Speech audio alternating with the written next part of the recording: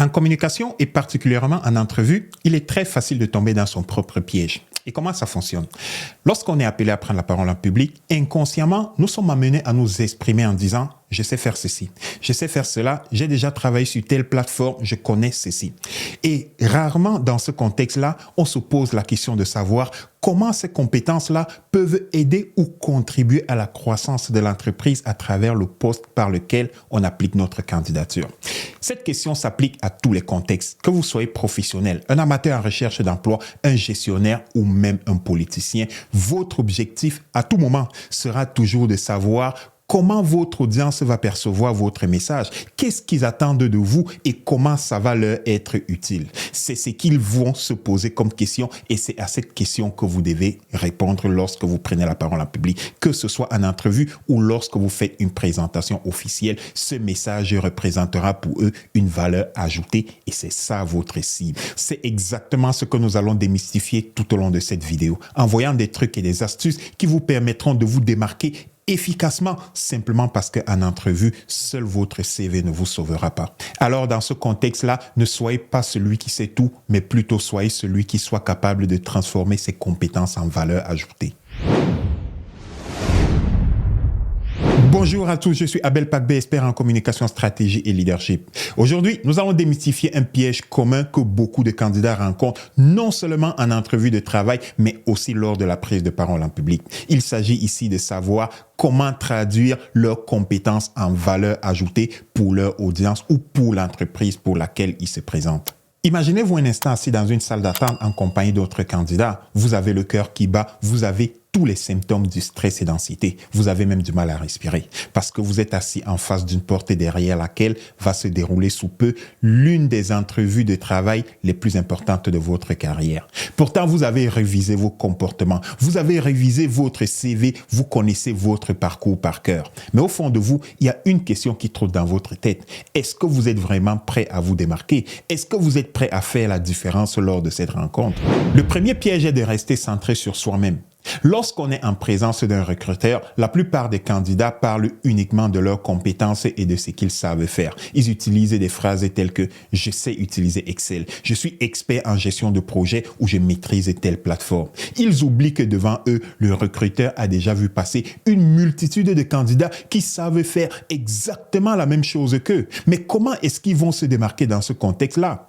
Malgré le fait que vous parlez de vos compétences soient factuellement correctes, ça ne communique pas nécessairement à l'employeur comment ces compétences-là vont représenter une valeur ajoutée. Quelle est la valeur, le poids de vos compétences pour son entreprise ou même pour le poste auquel vous posez votre candidature.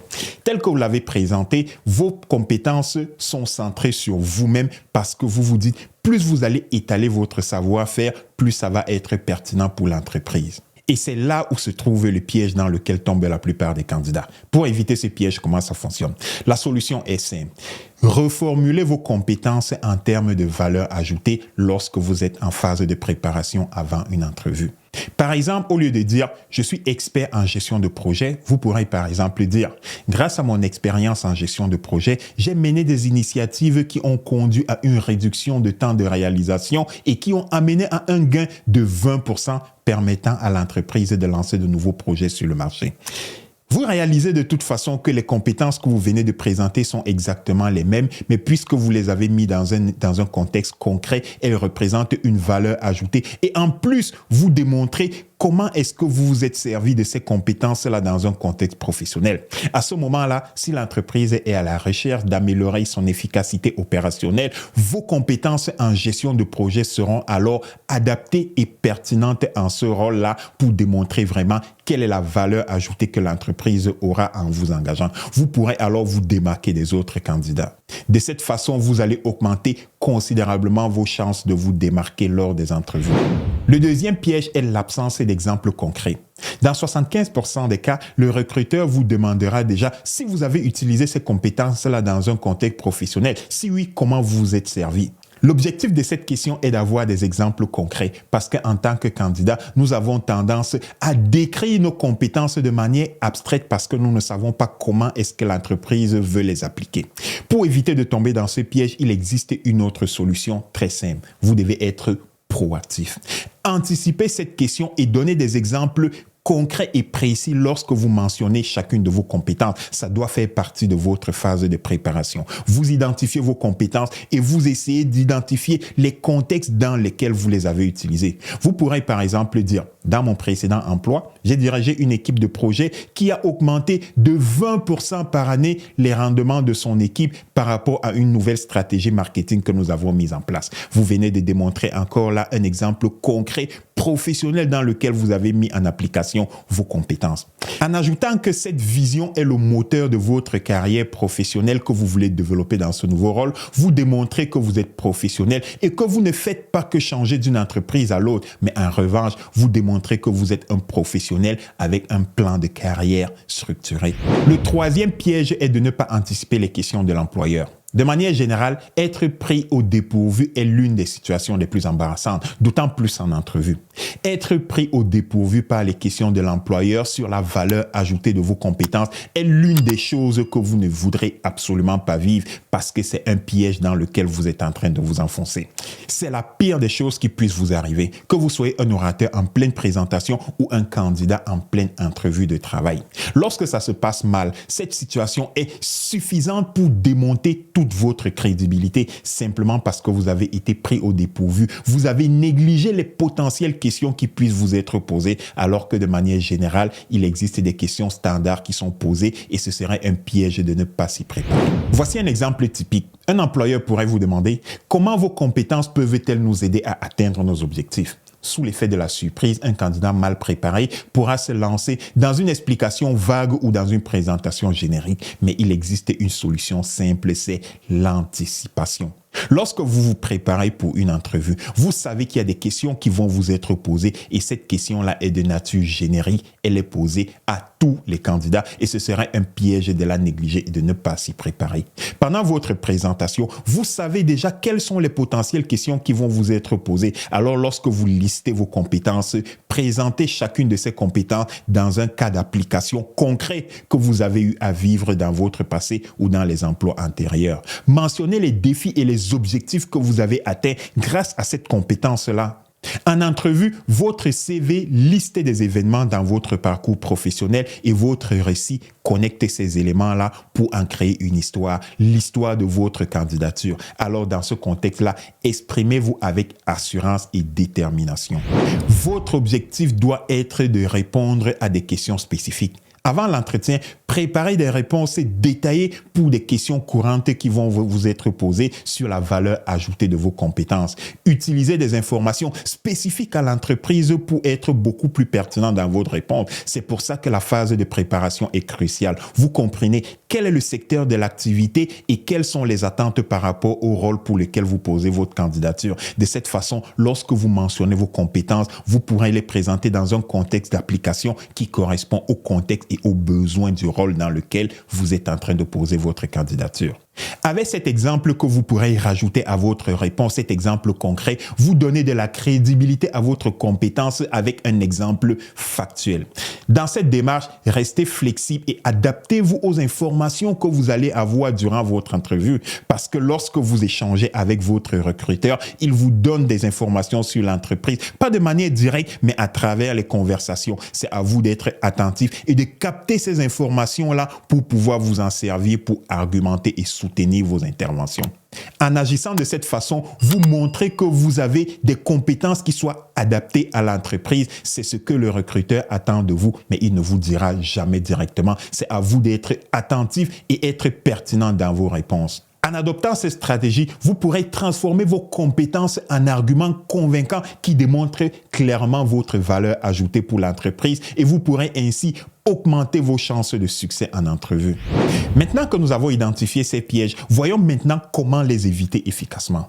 Vous avez déjà entendu parler de la technique STAR, situation, tâche, action, résultat. C'est une stratégie efficace en communication stratégique qui s'applique à tous les contextes. Il s'agit d'une technique qui va vous aider à structurer votre réponse. Par exemple, vous pourrez l'utiliser dans un contexte spécifique en disant « Dans une situation dans laquelle j'ai été dans l'entreprise qui vivait une situation X, ma responsabilité était de réaliser la tâche Y. Et dans ce rôle, j'ai appliqué une action Z qui a conduit à un résultat C. » Cette structure est infaillible et ne montre aucun doute sur la stratégie et la cohérence dans vos interventions.